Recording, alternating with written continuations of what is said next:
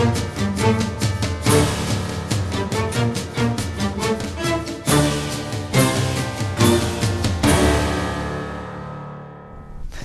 welcome. I'm Martin Soong. Welcome to the CNBC Conversation. Our guest today is the Prime Minister of Thailand, Kun Abhisit Vejjajiva. Prime Minister, welcome to the show and a pleasure talking to you and very good to see you again. It's a pleasure to be here. Let me ask you first, this may seem like an odd question, but because of our constituency, our audience, I think it's very pertinent.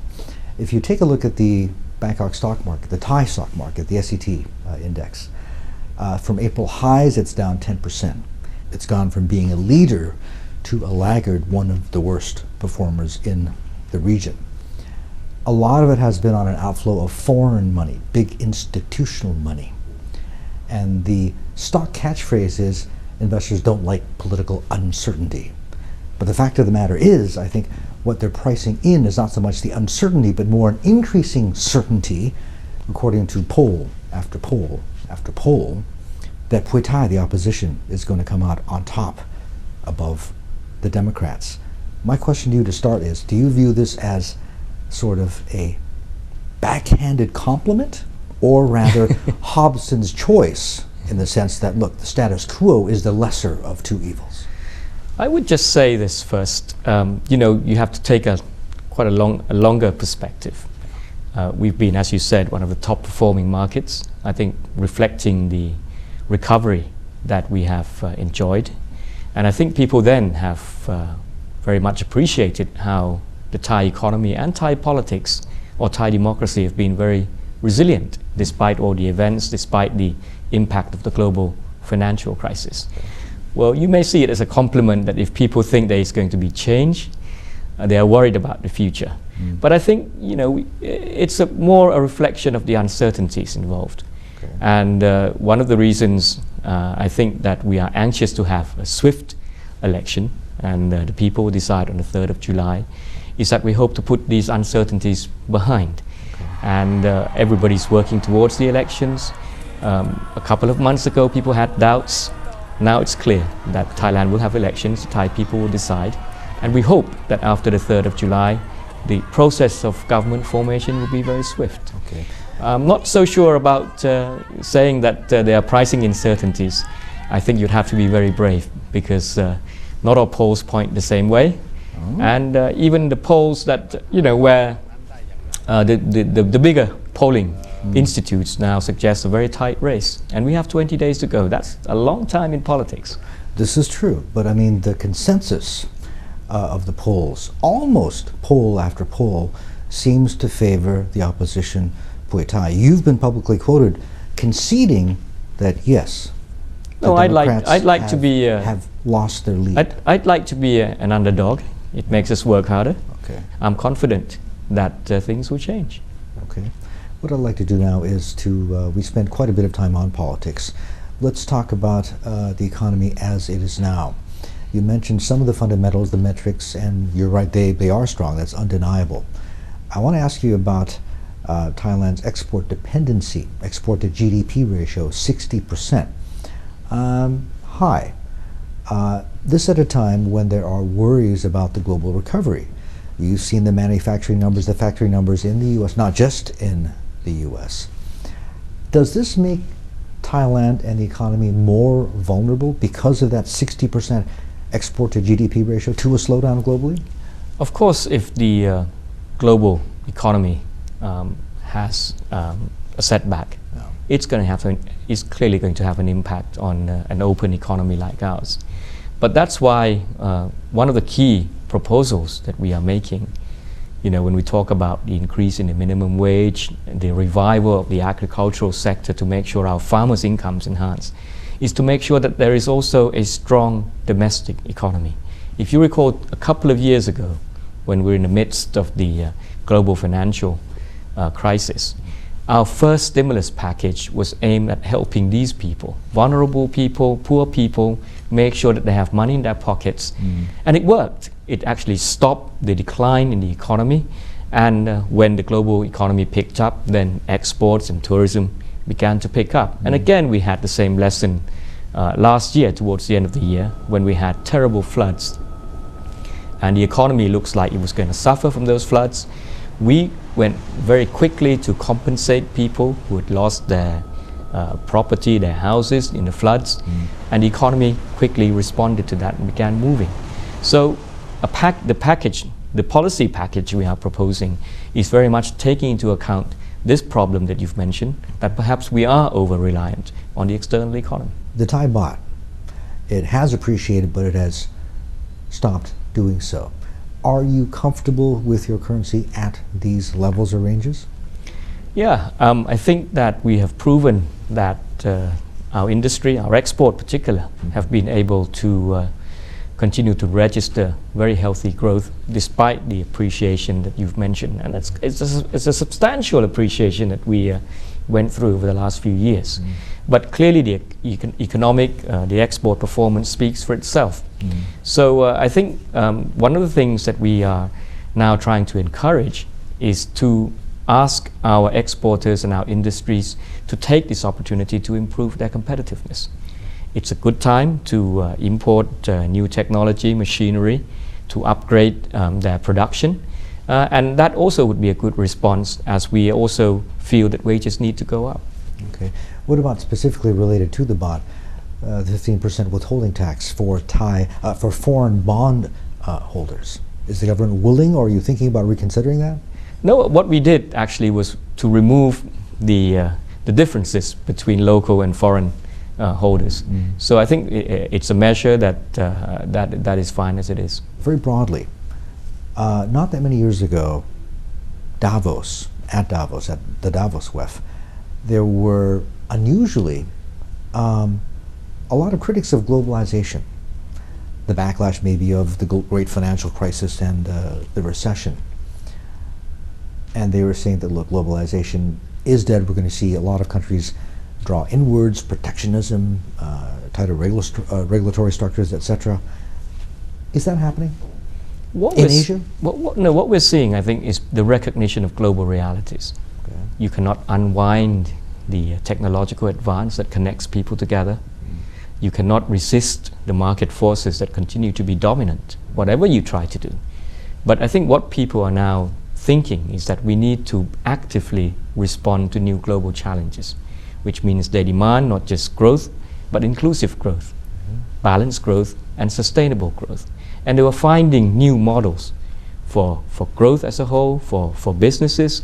And I think we're hitting on issues like partnership, so that the private sector, the civil society, and the government sector need to work together to meet these challenges. We want some kind of inbuilt incentives so that issues like equity, issues like sustainability are not problems to be solved after growth, but rather how we can engineer growth that are friendly to these concepts. All right, Prime Minister, hold that thought. We'll come back and talk more in just a little bit. You're watching CNBC Conversation. Our guest today is the Prime Minister of Thailand, Abhisit Vejjajiva. Quick break. We're coming right back. A question that has crossed more than a few minds, investor minds, when I told them I was sitting down and talking to you, was, is this going to be the last interview that I do with you as Prime Minister? Is it? I don't know. Are you going away?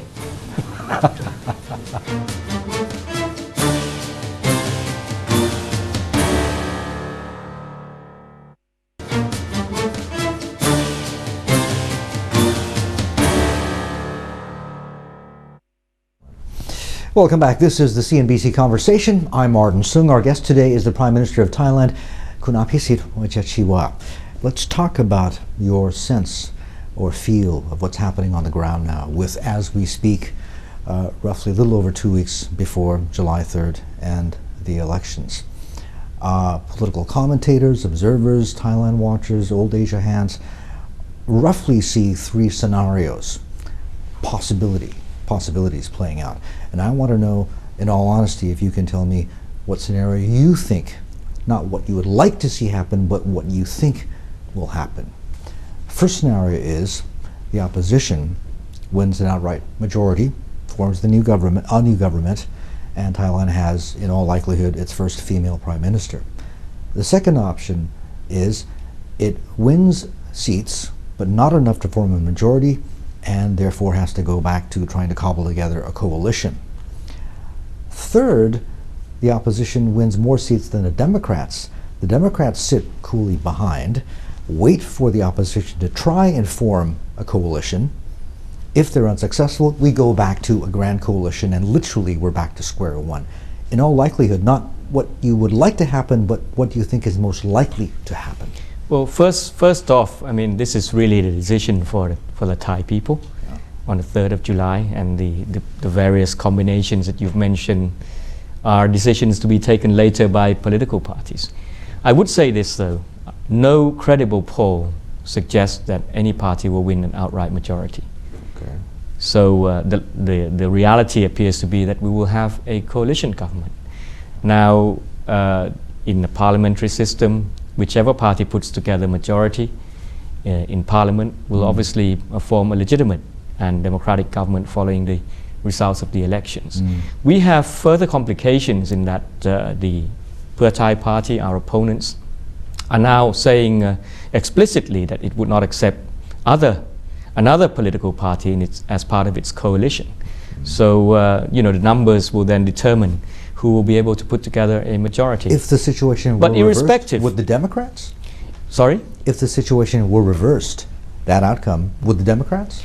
The Democrats are open to working together with our current coalition partners. Okay. And as you said, I mean, the possibility is still there that for us also to get the most number of seats. So, we should just respect the decisions of the people.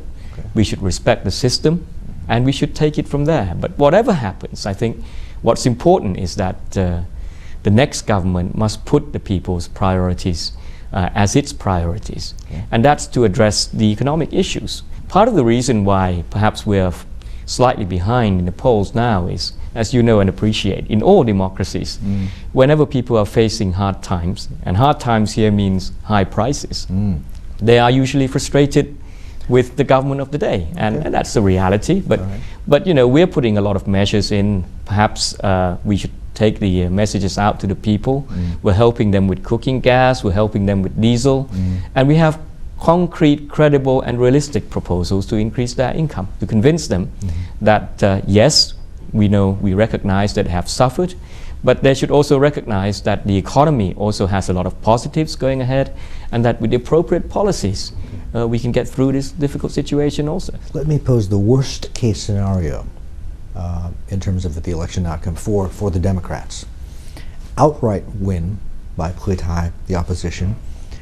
We have former Prime Minister Thaksin's youngest sister becoming Thailand's first Prime Minister. One of the big fears is the army may not sit quietly by and allow this to come to pass, even if this is the will of the people.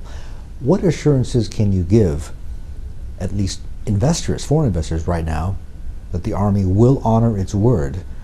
And I ask this because in just the last few weeks there have been, let's say, comments that have made people wonder where the military really stands from at the very highest level.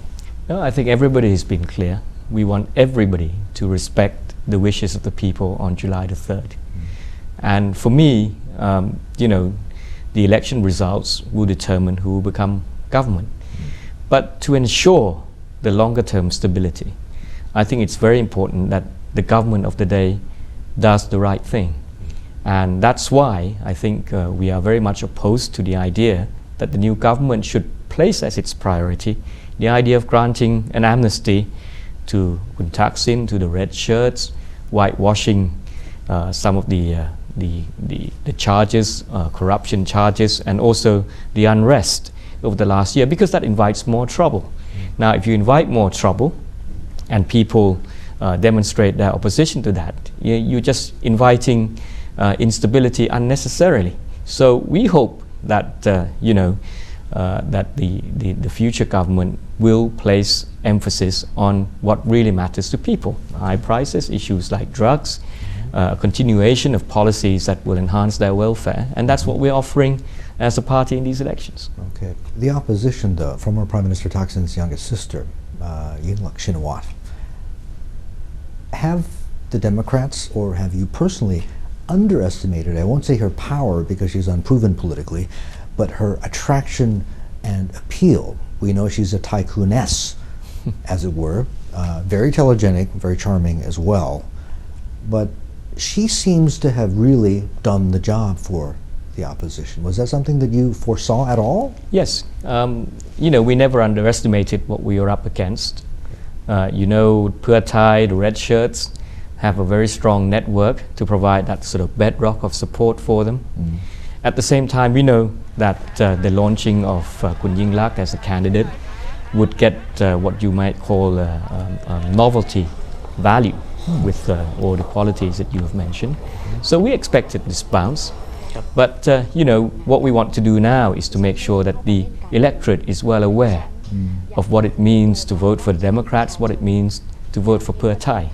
And when the alternatives are clear, we are confident that the electorate would choose a path of stability, a path that takes the country forward, a path that will actually respond to their own needs. One of the reasons you think the Democrats are behind in some polls is basically frustration, maybe even anger with inflation. The latest reading 4.2%. Let me put this question to you. You've talked about how there have been government actions to try and take the edge off of price pressures and to lessen the pain.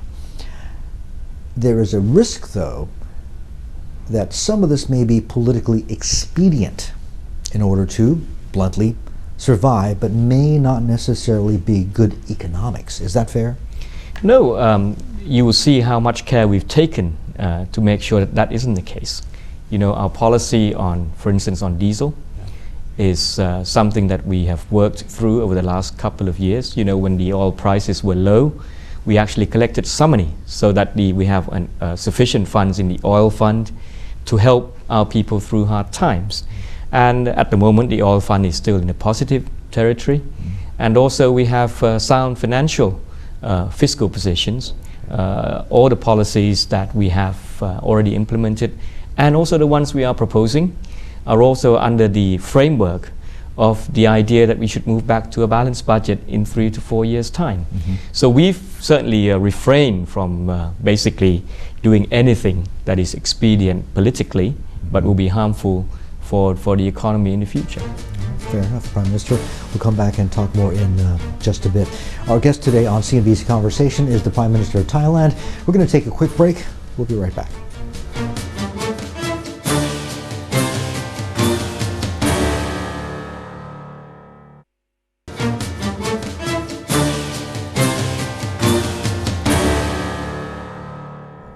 Welcome back. This is the CNBC Conversation. Our guest today is the Prime Minister of Thailand, Kun Abhisit Vejjajiva. Prime Minister, earlier on we talked about the military and assurances that it would stay neutral.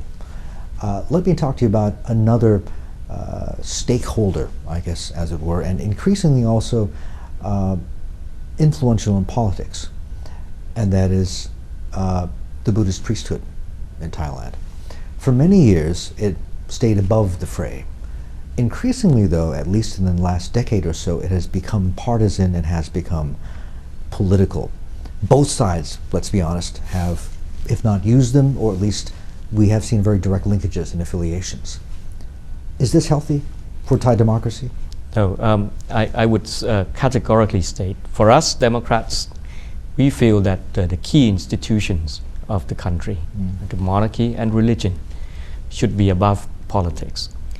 Of course, there are people who are affiliated to maybe religious institutions, organizations. They're also entitled to have political views, and they may have affiliations or attachments to political parties. But it shouldn't really be read as a religious move that would actually take part or become party to any kind of political conflict. The traditional perception has been, for the Democrats, Bangkok in the south, for the opposition, the northeast, Isan. Obviously, in the last few years, the Democrats have tried to make inroads to gain more support in the northeast. How would you characterize your support now? I'm very confident that we are making some gains. How big? That will be revealed on the 3rd of July. But we've had very good responses when we travel up north, when we travel to the northeast, particularly with the income guarantee program for farmers. We have changed the lives of many northern and northeastern farmers from being indebted to actually having some savings, having the money to invest in houses, vehicles, and so on. So they're responding to our policies. They want this to continue. We've also had a number of people coming up to us appreciating the programs like free education and pensions for the elderly. So we're confident that we're getting more support. Whether it's enough, that remains to be seen. Can you, though, in all honesty, at this stage, considering that our audience is not just Asian but global in the US as well as in Europe, say with certainty that the policy continuity and the stability that investors want to be able to invest their money will still be there in Thailand? Well, I'm flattered that you say that the global community would like to see continuity. I must say that Thailand does have strong foundations.